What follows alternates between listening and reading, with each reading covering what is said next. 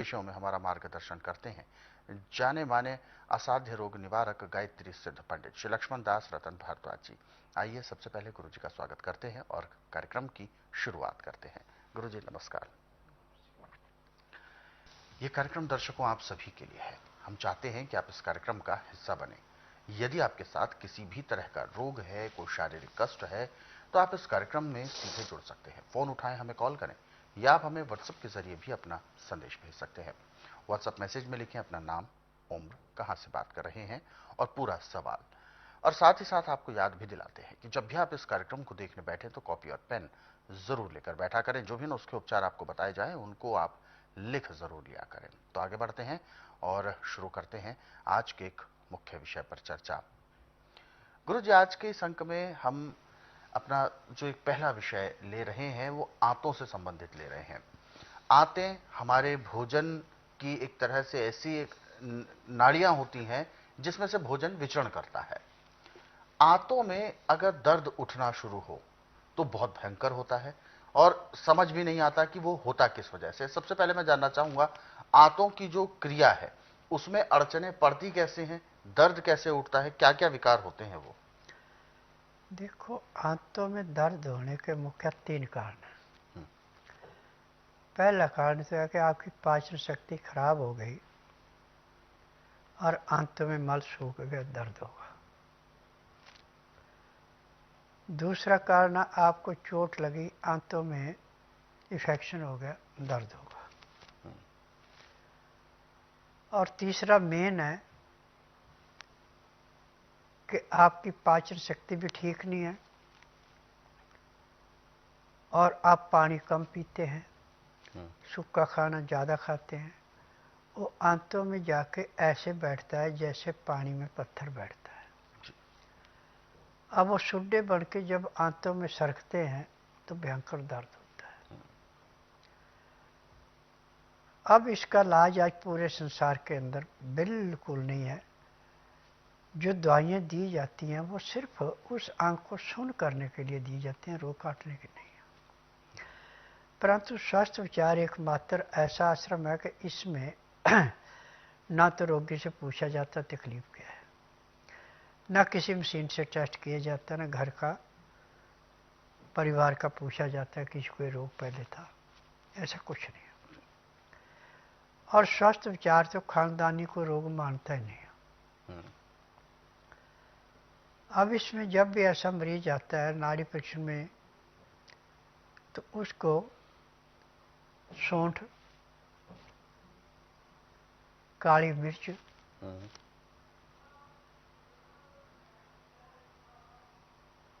और सिंधा नमक, ये 3 चीज़ें पीस करके और इसका काढ़ा बनाया जाता है। 250 ग्राम काढ़े में 5 ग्राम डालना है। अब उसको ढक्कन देके धीमी आंच पे इतना उबालना कि वो 50 ग्राम रह जाए, 200 ग्राम सूख जाए जी। अब नीचे उतार के जब उसका टेम्परेचर 15 से 18 डिग्री रह जाए तो उसको सिप सिप करके पीना। 50 ग्राम पीने में 20 मिनट लगाने। वो अंदर जाके सूजन है तो उसको मिटाएगा, चोट लगी है तो उसको भरेगा, और जो पखाना आंतों में सूख गया है उसको पिघला के निकालेगा।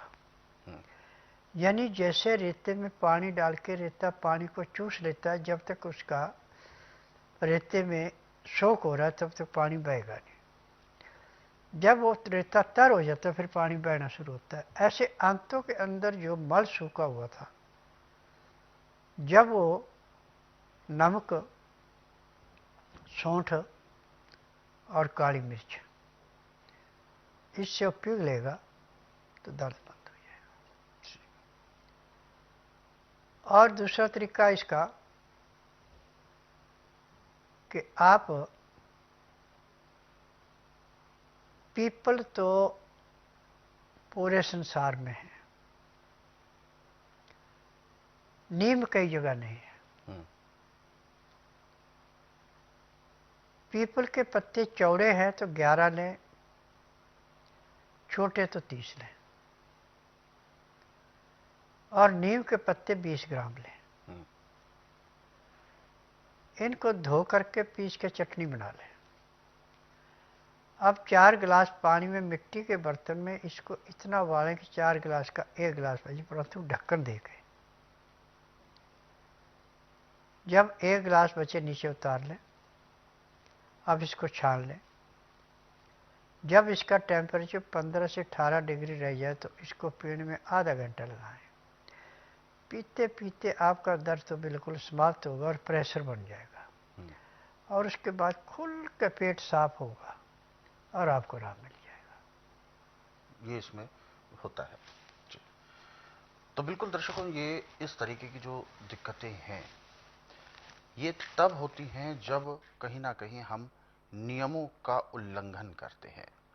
खान पान में गड़बड़ी इसका सबसे पहला कारण हो सकती है, और साथ ही साथ लापरवाही जो हम अपने शरीर के साथ करते हैं वो सबसे बड़ा परेशानी का सबब बनता है। ऐसे में क्या कुछ उपचार कर सकते हैं, वो सारी बातें अभी आपको गुरुजी ने बताई हैं। इनको आपने लिख जरूर लिया होगा। जिस तरीके से बताया है, जिस प्रक्रिया के तहत बताया है, वो आपको अक्षरशः ऐसी ही करनी है। तभी आप अपने इस तरीके की जो समस्या है, जो रोग है, उसको ठीक कर पाएंगे। हालांकि ऐसे बहुत सारे रोग हैं जिनके उपचार यदि आप पढ़ना या समझना चाहें तो आप स्वस्थ विचार पुस्तकों के जरिए पढ़ सकते हैं। इन पुस्तकों को आप अपने घर बैठे कोरियर या डाक के माध्यम से मंगवा सकते हैं। इसके लिए आपको हेल्पलाइन नंबर्स पर कॉल करना होगा। नंबर आपकी टीवी स्क्रीन पर है। और दर्शकों, यदि आप इस कार्यक्रम में अभी जुड़ना चाहते हैं तो बिल्कुल भी देर ना करें, फोन उठाएं, हमें कॉल करें, या आप हमें व्हाट्सएप के जरिए भी अपना संदेश भेज सकते हैं। तो चलिए आगे बढ़ते हैं, और जो दर्शक हमारे साथ जुड़े हुए हैं लाइन पर, आइए उनको शामिल करते हैं कार्यक्रम में। हेलो। हेलो। नमस्कार। नमस्कार जी, मैंने गुरुजी से बात करनी थी। बिल्कुल, सबसे पहले आप अपना नाम बताएं। जी, मेरा नाम रजिंदर है। मैं बोल रही हूँ अमृतसर से। जी, गुरुजी आपको सुन रहे हैं, कहिए क्या सवाल है आपका। हाँ जी, मेरी बेटी ना अमेरिका में है। उसने 5-7 साल से बड़ी इलाज करवाए हैं बच्चा होने के लिए। उसको उसकी उम्र अब 36-39 साल हो गई है, तो IVF के थ्रू भी बच्चा नहीं हो रहा उसके। जी, देखो, मैं नाड़ी वैद्य हूँ, मैं मन गढ़ंत तरीके से कोई इलाज नहीं करता। यदि वो बुधवार छोड़कर गुरुवार से लेकर मंगलवार के बीच में मेरे आश्रम में आए और जिस दिन आना उस दिन रात्रि 10 बजे तक खा पी के दातन कूला करके बड़ी इलायची मुंह में रख के चूसती रहें, सुबह 9 से 10 के अंदर अपना नाम कर कुरान 10 से 12 में नाड़ी परीक्षण करूँगा। नाड़ी परीक्षण में पैर के तलुए से सिर के बाल तक की MRI, CT scan, x ray, ultrasound, ECG, sonography सब कुछ 5 सेकंड में हो जाएगा। उसमें जो भी कमी शरीर के अंदर पाई जाएगी दवाइयाँ दी जाएंगी। दवाइयाँ खाने की हैं, दवाइयाँ पीने की है, मालिश करने के तेल हैं, आँख में, नाक में, कान में डालने की दवाइयाँ हैं, और एक पाउडर दिया जाएगा उसको, जो 1 गिलास पानी में उबालना। जब आधा गिलास रह जाए तो उस पानी को इतना ठंडा होने देना कि 15 से 18 डिग्री रहे, जिसमें आप आराम से पी सके। पीने में 20 मिनट लगाने। अब जो भी उसके अंदर की कमी होगी पूरी हो जाएगी। यदि उसके आदमी के अंदर शुक्राणु है तो बच्चे पैदा हो जाएंगे। तो बिल्कुल संभव है कि इस तरीके की जो दिक्कतें हैं वो दूर हो सकती हैं, लेकिन ये तभी होगा जब वो नाड़ी परीक्षण के लिए यहाँ पर आएंगे, स्वस्थ विचार आश्रम में आना होगा, तभी ये समस्या पूरी हो सकती है, ठीक हो सकती है।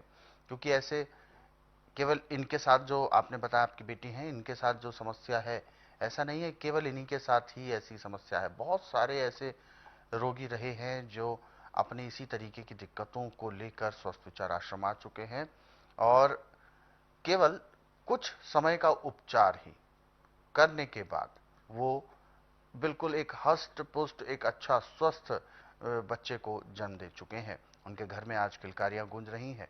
तो ये संभव है, क्योंकि शरीर में कुछ ऐसा इम्बैलेंस होता है जिस वजह से दिक्कतें आनी शुरू हो जाती हैं। हालांकि ये भी लापरवाही की वजह से होता है। खान पान में लापरवाही, पहनावे में लापरवाही, रहन सहन में लापरवाही, तो इस वजह से कुछ दिक्कतें उत्पन्न हो सकती है। लेकिन देर आए दुरुस्त आए, अभी भी इसका उपचार संभव हो सकता है।